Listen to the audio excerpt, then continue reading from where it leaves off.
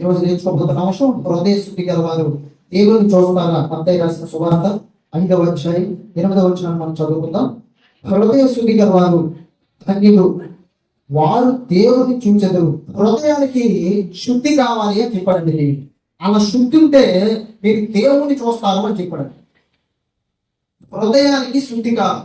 హృదయానికి ఏం కావాలి? శుద్ధి కావాలి. ఎందుకని హృదయం అంటే ఏంటో మొట్టమొదటిగా మనకు తెలియాలి. అసలు హృదయం అనేది ఎక్కడ ఉంటుందో మనకు తెలియాలి. హృదయం అంటే ఎక్కడ ఉంటుందా మీరు అనుకోకండి. ఇక్కడ ఉంటుంది హృదయం అంటే మనిషికి ఒక ఆలోచన రావాలన్నా, మనిషిలో ఒక ద్వేషం కలగాలన్నా, ప్రేమ కలగాలన్నా, మనిషిలో ఏ ఫీలింగ్స్ కలగాలన్నా ఎక్కడ నుండి కలుగుతాయో ఎక్కడ నుండి కలుగుతాయా? నీకు ఒక ఆలోచన రావాలంటే ఎక్కడి నుంచి వస్తుంది? గుండెలో నుంచో, మనసులో నుంచి? మనస్సులో నుంచి. ఈ మనస్సుకే ఇంకో పేరేంటారంటే హృదయం. అంటే హృదయం అంటే ఎన్నాళ్ళు నువ్వు అనుకుంటున్నట్టు ఉండే కాదు, నీ మనస్సే నీ హృదయం. హృదయానికి ఏం కావాలి? శుద్ధి కావాలి. ఎంతకీ అసలు ఈ హృదయం, ఇదిగో మీ మనస్సు మీ హృదయం అని మీరు అన్నారు. ఎంతకీ హృదయానికి ఒక లక్ష్యం ఉంది. ఈ హృదయం ఎలాంటిదో దేవుడు రాయించాడు. మనము ఇర్మియా గ్రంథం 17వ అధ్యాయం 9-10 వచనాలు. హృదయము అన్నిటికంటే మోసకరమైంది, అతి ఘోరమైన వ్యాధి గలది, దాన్ని గ్రహింపగలవాడు ఎవడు అని దేవుడు రాయించాడండి. అంటే అసలు హృదయం ఎలాంటిది అని దేవుడు చెప్తాడంటే అన్నిటికంటే మోసకరమైంది. మీ మనస్సు అన్నిటికంటే మోసకరమైంది అని చెప్పాడండి. నీ హృదయం అన్నిటికంటే మోసకరమైంది. చాలా మంది డబ్బుల కోసం, బంగారం కోసం, ఇంకా అనేకమైనటువంటి వస్తువుల కోసం మనుషుల్ని మోసం చేస్తూ ఉంటారు. మనుషులు ఏం చేస్తుంటారు? మోసం చేస్తాం. అందరికంటే అన్నిటికంటే నీ హృదయమే మోసకరమైంది. నీ హృదయమే నేను మోసం చేస్తుందని చెప్పాడు. ప్రత్యేకంగా ఎవరో వచ్చి నేను మోసం చేయాల్సిన అవసరం లేదు.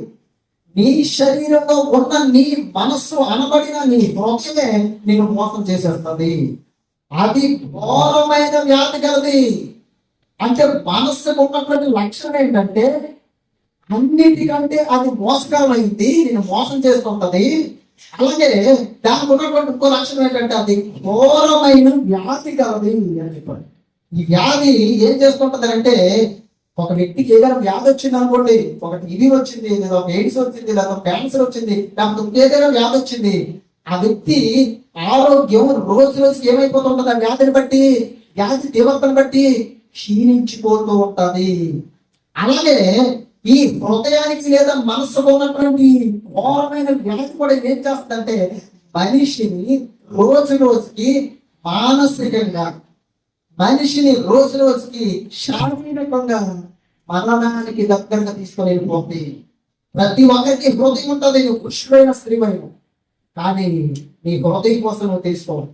నా మనస్సు అన్నిటికంటే మోసకరమైంది అన్నటువంటి అవగాహన ఫస్ట్ మనుషులో రావాలి. క్రైస్తవుల్లో ముఖ్యంగా రావాలి. అంటే నన్ను మోసం చేసేది నా మనస్సే నన్ను మోసం చేస్తుందా? నా హృదయమే నన్ను మోసం జరుగుతుందా? అయినా దేవుడితో మాట ఏం చెప్పాడంటే అది ఘోరమైన వ్యాధి కలది అని చెప్పాడు. అంటే నీ మనస్సుకి నిన్ను మోసం చేసేటువంటి లక్షణం ఉంది. పైగా దానికి ఏముందంటే ఘోరమైన వ్యాధి ఉంది. ఈ ఘోరమైన వ్యాధి అంటే అర్థం ఏంటో తెలుసా? ఇది నిన్ను దేవుడికి నీకు మధ్య ఉన్నటువంటి ప్రేమను, దేవుడికి నీకు మధ్య ఉన్నటువంటి సహవాసాన్ని, దేవుడికి నీకు మధ్య ఉన్నటువంటి సంబంధాన్ని చంపేసేటువంటి ఘోరమైన వ్యాధి. దేవుడికి నీకు మధ్య ఉన్నటువంటి సంబంధాన్ని తెంపేసేటువంటి ఘోరమైన వ్యాధి. దేవుడి మీద నీకు ఉన్నటువంటి భయభక్తులు కోల్పోయేటట్టు చేసేటువంటి ఘోరమైన వ్యాధి. అసలు దేవుని మాట ఒక్కటి కూడా నీలోకి రానివ్వకుండా, నీ మనస్సు లేదా నీ హృదయంలోనికి రానివ్వకుండా ఆపేసేటువంటి ఘోరమైన వ్యాధి. మనస్సుకి మొట్టమొదటి స్థిరత్వం ఉండదండి. అప్పటికి చేయాలనుకుంటాం, మానేస్తుంటాం. అప్పటికి వెళ్ళాలనుకుంటాం, వెళ్ళకుండా ఉండిపోతాం. అంటే మనసు నిన్ను ఒక మార్గంలో నడిపేస్తుంది. ఒక్కొక్కసారి ఇది రైట్ అని చెప్తాను, ఒక్కొక్కసారి ఇంకోటి రైట్ అని చెప్తాము. ఒక్కసారి స్థిరంగా ఉండాలని నీకు అనిపిస్తుంటది. నువ్వు ఆటోమేటిక్గా వండుకుంటా వేరే దాంట్లోకి వెళ్ళిపోతుంటావు. అలాగే చదువుకున్నటువంటి విద్యార్థులు కూడా వాళ్ళు బాగా చదవాలి అనుకుంటుంటారు. కానీ పుస్తకం ముందేసుకొని కూర్చునేసరికి పుస్తకం అయితే ముందు ఉంటుంది కానీ తలంపులు ఎక్కడికో వెళ్ళిపోతుంటాయి. అంటే మనసుకు ఉన్నటువంటి లక్షణం స్థిరత్వం ఉండదు. ఫస్ట్ ఇక్కడ మనం చూసినట్లయితే నీ మనస్సు లేదా నీ హృదయం నిన్ను మోసం చేస్తుంటది. నువ్వు రక్షణ పొందుకున్నావు, మారు మనసు పొందావు, పాప క్షమాపణతో యేసుక్రీస్తు నామములో నీ యేసుక్రీస్తు రక్తం చేత కడగబడ్డావు, ఆయన నీకు రక్షణ ఇచ్చాడు. నువ్వు అప్పటి నుండి ఏమనుకుంటావు అంటే నేను ప్రార్థనలో బాగా ఎదగాలి, వాక్యంలో బాగా ఎదగాలి, దేవుళ్ళు బాగా ఎదగాలి, కూటాల్లో బాగా ఎదగాలి, దేవుని హృదయపూర్వకంగా ఆరాధించాలి, దేవుని కోసం జీవించాలి, దేవుని కోసం బ్రతకాలి, దేవుని కోసం నా ప్రాణమైన సరే ఇవ్వాలి అన్నటువంటి ఆలోచనతో మొట్టమొదటి నీ హృదయం ఉంటాం. నువ్వు రక్షణ పొందుకుంటావా? కానీ ఏం జరుగుతుందంటే దినాలు గడుస్తున్న కొద్ది, రోజులు గడుస్తున్న కొద్ది నీ మనస్సు లేదా నీ హృదయం నీకు ఏం చూపిస్తుంది అంటే శరీరాశను చూపిస్తుంది, నేత్రాశను చూపిస్తుంది, జీవ కుటుంబాన్ని చూపిస్తుంది. అప్పుడు నేను ఏం చేస్తుందంటే నీ మనస్సే శరీరాశలో పడిపోయేటట్లు ప్రేరేపిస్తుంటది, నీ మనస్సే నేత్రాశలో పడిపోయేటట్లు ప్రేరేపిస్తుంటది, నీ మనస్సే నేను జీవ కుటుంబంలో పడిపోయేటట్లు ప్రేరేపిస్తుంటది. అర్థమైందండి? అంటే మనసు ఏం చేస్తుంది? మోసం చేస్తుంది. నిన్ను మోసం ఎందుకు చేస్తుంటది అంటే నిన్ను మోసం చేస్తూ ఈ మోసం చేయబడ్డం అనేటువంటి మనసుకి ఎక్కడ అలవాటు అయిపోయిందో తెలుసా? ఏ దేని తోటలో అలవాటు అయిపోయింది. సాతాను మనసుని మోసం చేశాడు, హవ్వ మనసుని. ఆ తర్వాత మనుషుల మనస్సు మోసం చేయడం మొదలుపెట్టింది. ఎందుకు ఈ మోసం అంటే దేవుడి దగ్గర నుంచి నేను దూరం చేసేటువంటి ఒక ప్రక్రియ. హృదయం అన్నిటికంటే మోసకరమైంది, అది ఘోరమైన వ్యాధి కలది. దాన్ని గ్రహింపగలవాడెవడు? నువ్వు గ్రహిస్తున్నావా? నా మనసు నన్ను మోసం చేస్తుందని, దేవుడు ఎదవకుండా చేస్తుందని, దేవుడి కోసం జీవించకుండా చేస్తుందని, దేవుడి కోసం బ్రతకకుండా చేస్తుందని, శరీరాశని, నేత్రాశని, జీవ కుటుంబాన్ని, లోకాన్ని నీకు అనుమతి పెట్టి నిన్ను మోసం చేసి దేవుడి దగ్గర నుంచి నిన్ను దూరం చేస్తుందని గ్రహించగలుగుతున్నావా? దేవుడు అడుగుతున్నాడండి, గ్రహించగలవాడు ఎవడు? ఎవరు గ్రహిస్తున్నారు? నీ మనసే, నీ హృదయమే నిన్ను మోసం చేస్తుందని ఎంతమంది గ్రహిస్తున్నారు? ఎవరు గ్రహిస్తున్నారని దేవుడు అడుగుతున్నాడు. చాలా మంది అసలు దేవుడిని సృష్టించి గాపరిచే వారే ఏమైపోయారంటే వారి హృదయం చేసే మోసాన్ని గ్రహించలేక, దానికి ఘోరమైన వ్యాధి ఉందని గ్రహించలేక, ఆ వ్యాధితో బాధపడుతున్నప్పుడు అర్థం చేసుకోలేక, దేవుడికి దూరం అయిపోవాలనే విషయం అర్థం చేసుకోలేక, చెప్పేవారు లేక వాళ్ళు ఏమైపోయారంటే ఆత్మీయ స్థితిలో దినదినము బలహీనతగా మారిపోయి, లోకానికి దగ్గరగా మారిపోయి, దేవుడికి దూరంగా మారిపోయి, దేవుడు వారిని రక్షించడానికి కూడా చీకి దొరకనంత దూరానికి వెళ్ళిపోయాడు. దేవుడు ఏమన్నాడు తెలిసాను? దేవుడు రక్షింప నేలకు ఇండినట్లు ఆయన హస్తము ఉంచుతాను, విన నేలకు ఇండినట్లు ఆయన చెవులు మంచం కాలేదు. నీవు నీ దేవుడికి మధ్య నీ పాపములే అడ్డుగా నిలిచిపోతున్నాయి.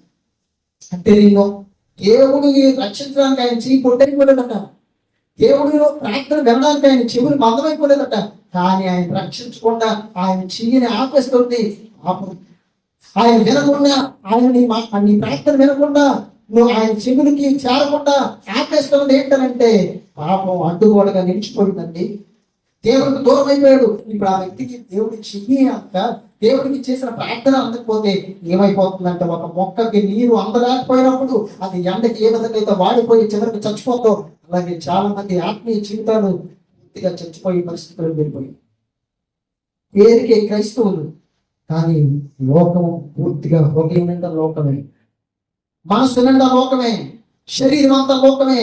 శరీరంలో, శరీరాశలో, నేత్రాశలో, జీవ కుటుంబంలో పూర్తిగా పడిపోయి, లోకంలో పూర్తిగా పడిపోయి దేవుడికి దూరం అయిపోయిన వ్యక్తులు మూలంత మంది ఉన్నారు. ఎందుకంటే వారికి అర్థం కాలేదండి, వారి హృదయం వారిని మోసం చేసిందని. వారికి అర్థం కాలేదు, వారి మనస్సు వారిని మోసం చేసిందని. సాతానుడు పండు తెంపి హవకివ్వలేదు. బాగా మీరు వినాలి, పండు తెంపి హవకివ్వలేదు. ఏమని చెప్పాడంటే తింటే నువ్వు దేవదూతం అయిపోతావు అని చెప్పాడంతే. అంతే. ఇప్పుడు డిసిజన్ తీసుకోవాల్సింది హవ్వ, తినాలా వద్దన్నటువంటి నిర్ణయాన్ని తీసుకోవాల్సింది హవ్వ. అప్పుడు తన మనసు ఏమని చెప్పిందో తెలిసి హవ్వకి, తన మనసు ఏ విధంగా మోసం చేసిందో తెలిసిన హవ్వని, తింటే నువ్వు దేవదూతం అయిపోతావు. తినే తింటే దేవదూతం అయిపోతావు. తన మనసు చెప్తుంది అక్కడ, తన హృదయం చెప్తుంది ఆపతో తింటే దేవదూతం అయిపోతావు, తింటే దేవదూతం అయిపోతావు, తింటే దేవదూతం అయిపోతావు.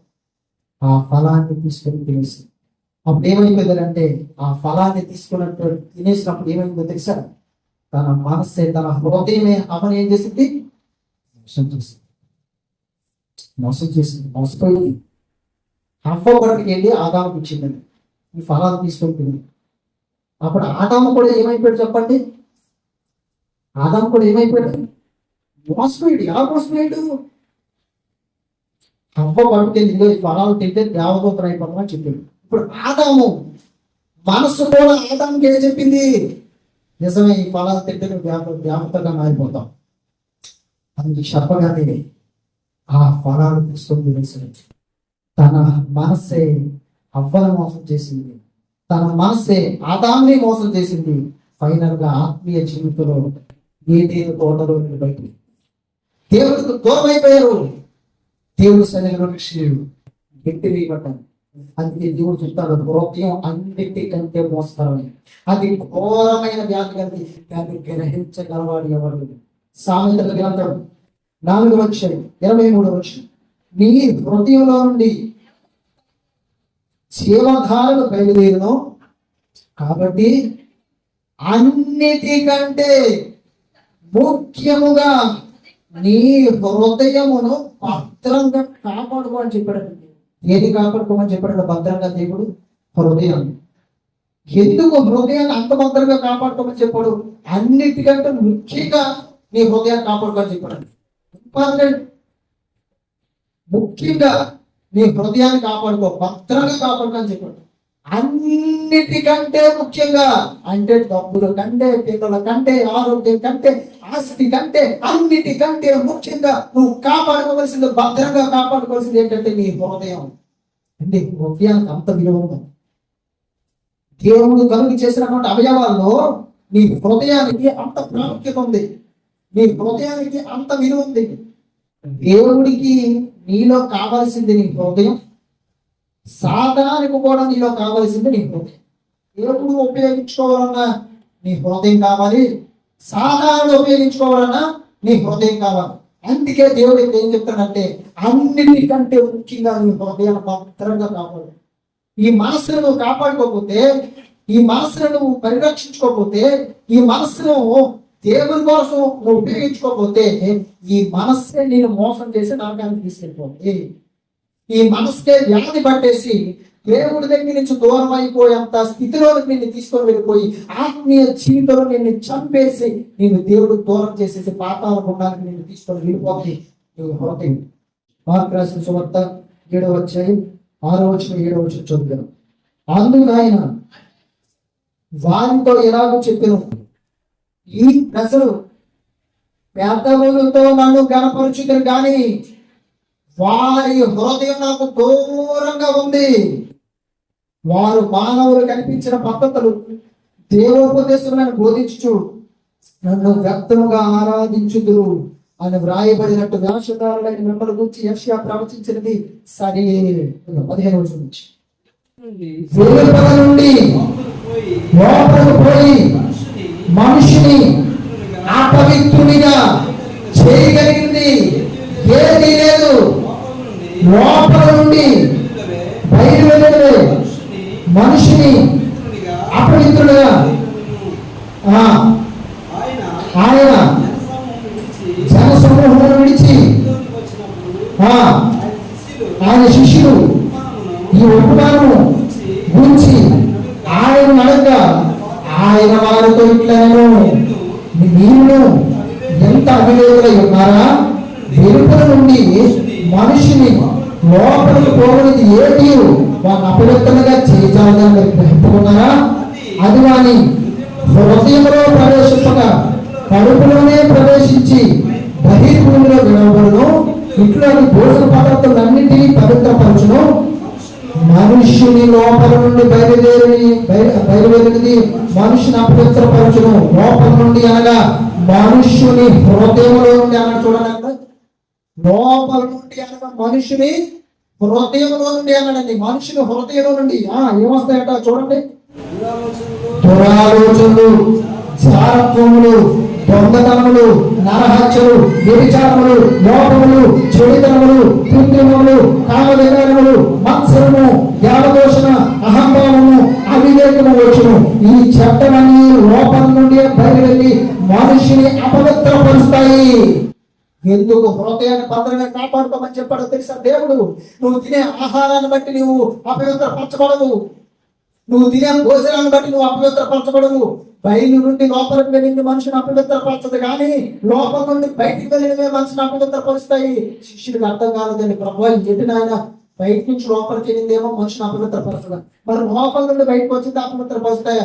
ఏంటి దాని భావం ఏంటని అడిగితే యేసుప్రభు అంటారు, మీరు కూడా ఎంత అవివేకులుగా ఉన్నారా అని చెప్తూ యేసుప్రభు ఏమంటున్నారంటే, మనుష్యుల హృదయంలో దురాలోచన వస్తాయి, జాగ్రత్తం వస్తుంది, దొంగతనం చేయాలన్న ఆలోచన వస్తుంది, నరహత్య చేయాలన్న ఆలోచన వస్తుంది, వ్యభిచారం చేయాలన్న ఆలోచన వస్తుంది, లోపాలు చేయాలన్న ఆలోచన వస్తాయి, చిడితనాలు, కృత్రిమాలు, కామ వికారం, మత్సరం, దేవదోషణ, అహంభావం, అవివేకము వచ్చును. ఈ చెడ్డవన్నీ మనుషుల లోపల నుండే బయలు వెళ్ళి మనుషుని అపవిత్రపరుస్తాయని చెప్పేశాడండి దేవుడు. ఎందుకు? నీ హృదయాన్ని అన్నిటికంటే భద్రంగా కాపాడుకోమని చెప్పాడంటే, అన్ని నీ హృదయంలో నుండి బయటకు వస్తాయి, అన్ని నీ మనస్సులో నుండే బయటకు వస్తాయి. అన్ని అవి దురాలోచన కానివ్వండి, ఆలోచనలు కానివ్వండి, కృత్రిమములు కానివ్వండి, వ్యభిచారములు కానివ్వండి, దొంగతనములు కానివ్వండి, నరహత్యలు కానివ్వండి, కామ వికారములు కానివ్వండి, దేవదోషలు కానివ్వండి, ఇవన్నీ కూడా మనుషుల యొక్క మనస్సులో నుండి బయటకు వస్తాయి అని చెప్పాడు. అందుకే నీ మనస్సుని లేదా నీ హృదయాన్ని భద్రంగా కాపాడుకో. ఎందుకో తెలుసా? అది నిన్ను మోసం చేస్తుంది. ఘోరమైన వ్యాధి కలిగి అంటే మనస్సుకి ఉండే లక్షణం ఏంటంటే, మొదటగా నేను మోసం చేసి, దేవుడు దూరం చేసి, నిన్ను లోకానికి పాపానికి దగ్గర చేసి, ఆత్మీయ జీవితంలో నిన్ను చంపేస్తాను ఫైనల్. అది మరి ఈ హృదయాన్ని ఆ విధంగా నువ్వు సాతానునికి ఇచ్చి ఆదాము హవ్వలను మోసపరచబడి నీ మనసు చేత మోసపోయి, మనసు యొక్క వ్యాధి చేత దేవుడికి దూరం అయిపోయే పరిస్థితిలో ఉంటావా?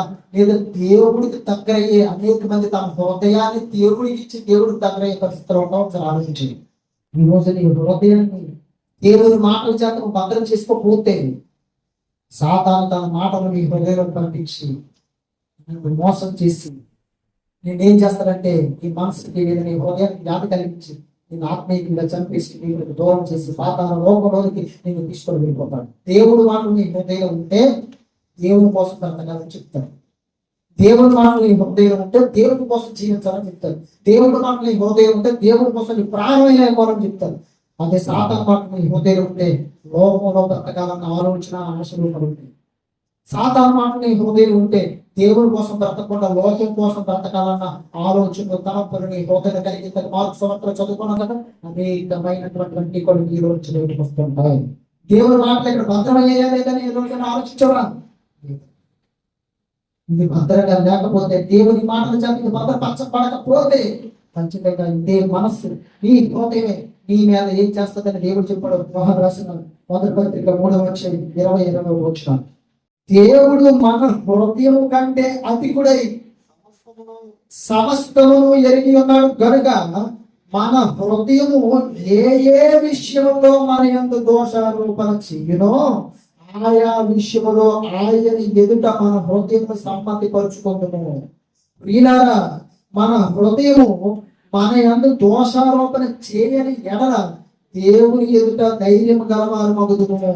అంటే నీ హృదయం దేవుని ఎదుట ఏం చేస్తుందంటే నిన్ను దోషిగా నిలబెడతాడు, దోషిరాలుగా నిలబెడతాడు. దోషారోపణ చేయని ఇవ్వకూడదు, అవకాశం హృదయానికి ఇవ్వకూడదు.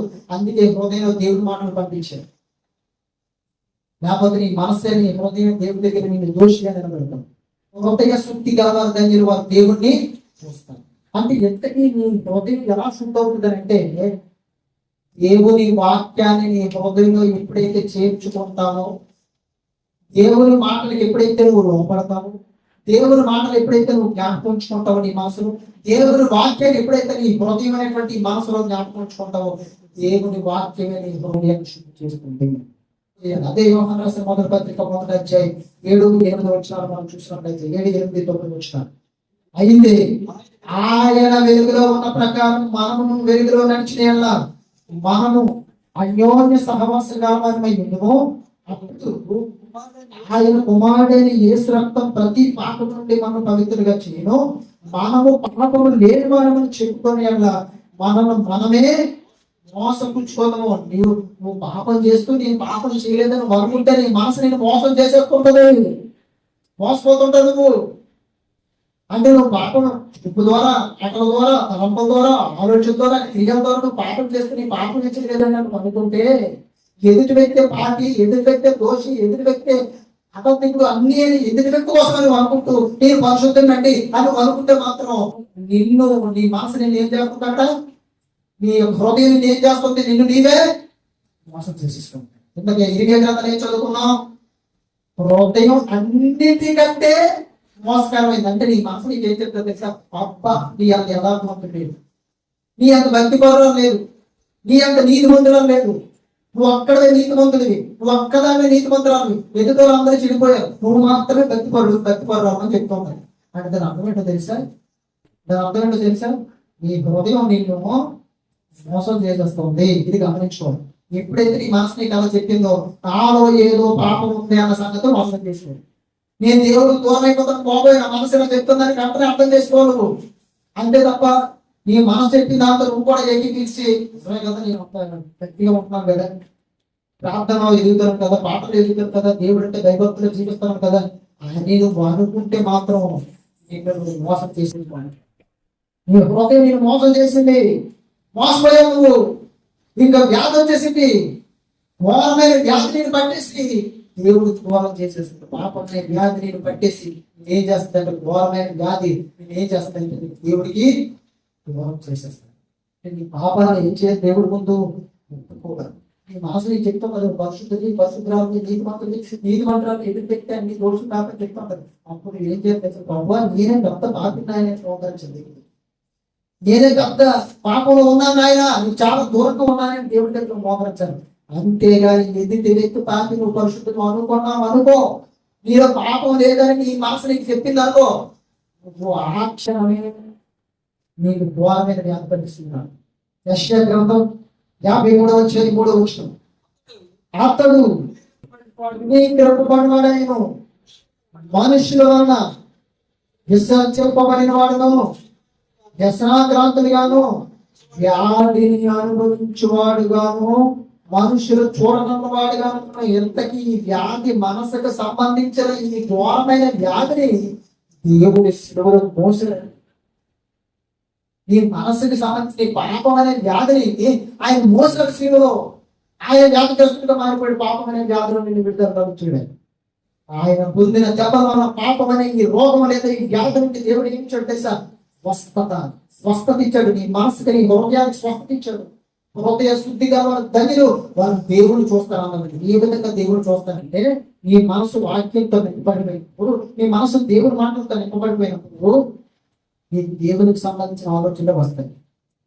దేవుని కోసం అవసరమైతే ప్రాణమైన ఇవ్వాలన్న ఆలోచన నీకు, దేవునికి సంబంధించినటువంటి క్రియలు నువ్వు చేస్తావు, దేవుని చిత్తాన్ని భూమి మీద నువ్వు నెరవేరుస్తావు, దేవుని కోసం అవసరమైతే దెబ్బలు తినడానికి కూడా ముందుకెళ్తావు, దేవుని కోసం అవసరమైతే నీ ప్రాణం ఇవ్వడానికి కూడా ముందుకెళ్తావు, ప్రేమ చూపిస్తావు. దేవుడు ప్రేమ స్వరూపి, ప్రేమ లేని వాడు దేవుణ్ణి ఎరగడు. కాబట్టి నువ్వు ప్రేమ చూపిస్తావు, దేవుణ్ణి ప్రేమ చూపిస్తావు, దేవుడిలాగే ప్రేమ చూపిస్తావు. భూమి మీద ఉన్నప్పుడు దేవుని లక్షణాలు కలిగి ఆ లక్షణాలలో దేవుడిని చూస్తావు. యేసుక్రీస్తు వచ్చేటప్పుడు యేసుక్రీస్తు చూస్తావు. నువ్వు పరలోకంలోకి వెళ్ళినప్పుడు తండ్రి దేవుడి కోసం మాట్లాడుతా దేశ ప్రభుత్వ పరివారం తండ్రి దేవుని స్వరూపాన్ని ఎవరు చూడలేదు, ఆయన స్వరాన్ని ఎవరు వినలేదు. ఆయన ఒక దినాన్ని హృదయ శుద్ధితో దేవుడి కోసం నువ్వు బ్రతికితే, నీ మనసుని నీ హృదయాన్ని దేవుని మాటల చేత తిప్పుకొని దేవుడి కోసం నువ్వు బ్రతికితే పరలోకం వెళ్ళిపోయేటప్పుడు తండ్రి అయిన దేవుడిని నువ్వు చూస్తావు. భూమి మీద ఉన్నప్పుడు లక్షణాల్లో క్రియల్లో ఆయన చూస్తావు. నీ హృదయ శుద్ధిలో పరలోకం వెళ్ళిపోయినప్పుడు తండ్రి అయిన దేవుడిని చూస్తావు. ఓ దేవుడు అంటే ఎలా ఉంటాడా? యేసుక్రీస్తుని చూశారు 2000 సంవత్సరాల క్రితం మనుషులు శరీరంతో ఉన్నప్పుడు చూశారని. కానీ తండ్రి అయిన దేవుడు ఆత్మ కనుక ఆయన ఆరాధించేవారు ఆత్మతో సత్యంతో ఆరాధించాలని దేవుడు చెప్పాడు కనుక ఆయన ఎవరు చూడలేదు. యేసుక్రీస్తు అప్పుడే చూసారు తప్ప ఇటు ఎవరు చూడలేదు. నువ్వు నువ్వు కూడా చూస్తావని చెప్పాడు. హృదయ శుద్ధి ఉంటే అది కూడా నువ్వు పరలోకానికి వెళ్ళినప్పుడు దేవుడు అంటే ఎలా ఉంటాడా అని ఆశ్చర్యం. ఆత్మగా ఉన్న దేవుడు ఎలా ఉంటాడా అని నువ్వు ఆశ్చర్యంతో. ఎందుకంటే హృదయ శుద్ధి